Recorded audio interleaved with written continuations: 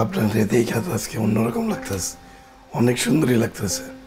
You just shut up. চমৎকার, খুব দিয়ে ভালো হলো ইংরেজি শিখছেন। শাট আপ ছাড়া কি আর কিছু শিখছেন? কি অবস্থা করছে রুমটারে? ভাগ্য হলো পাসপোর্ট আর ডলারটা আছে, তাই বলে এই রুমের মধ্যে ঢুকা এই বদমাইশটা সব অগোছল করে ফেলাবো? আমি বুঝি না। নিরাপত্তা কই এই হোটেলের? মাইনসা থাকে এই হোটেলে, ছোট লোক কেমন না লাগে?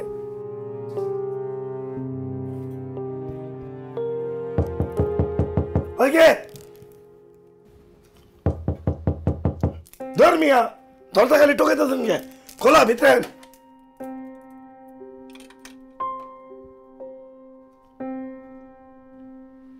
লাবণ্য, শাট আপ।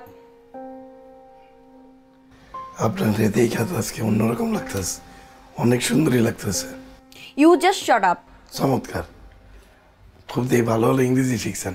শাট আপ ছাড়া কি আর কিছু শিখছেন? জি, শুধুমাত্রই শাট আপ ওয়ার্ডটাই শিখেছি, কিন্তু সামনে আরও অনেক ইংরেজি শিখে নেব। হ্যাঁ, আপনি স্যার কি শিখবেন এটা আমি বুঝি। শুনুন, আপনি যদি উল্টাপাল্টা কথা আর একটা বলেন, একটা ঘুষি মেরে না একদম নাক ফাটিয়ে ফেলবো। ঠিক আছে। আয় হায়, এটা কি হয়েছে? মানে আমি আসার আগে সমস্ত কাজ শেষ হয়ে গেছে? ও নো, এই কথার মানে কি? আরে নিয়ে গেছে তো আপনার খামটা, ওই যে হলুদ রঙের খামটা।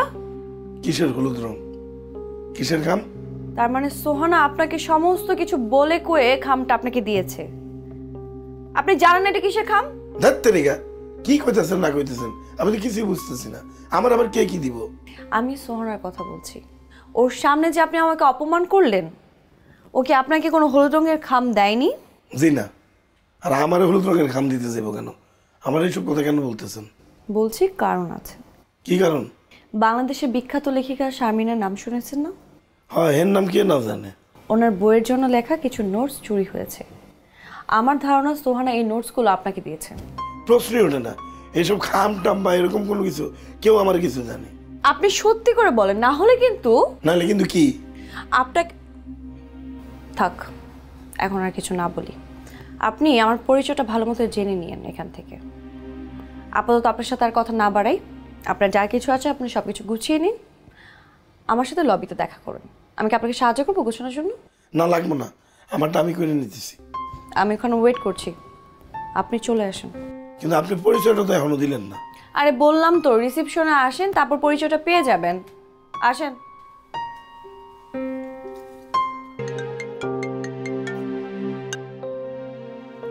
হ্যালো। হ্যালো, আমি কুবের। একটা জরুরি কথা ছিল আপনার লগে।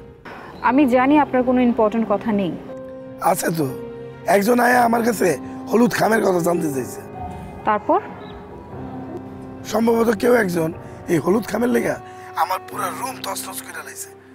আপনি কি আমার কোনো হলুদ খাম দিয়েছিলেন? আমার তো মনে পড়তেছে না। আপনি এখনই আপনার ওখান থেকে বেরিয়ে পড়ুন, পালিয়ে যান এক্ষুনি। আপনার সাথে আমি পরে কথা বলছি। আচ্ছা আচ্ছা।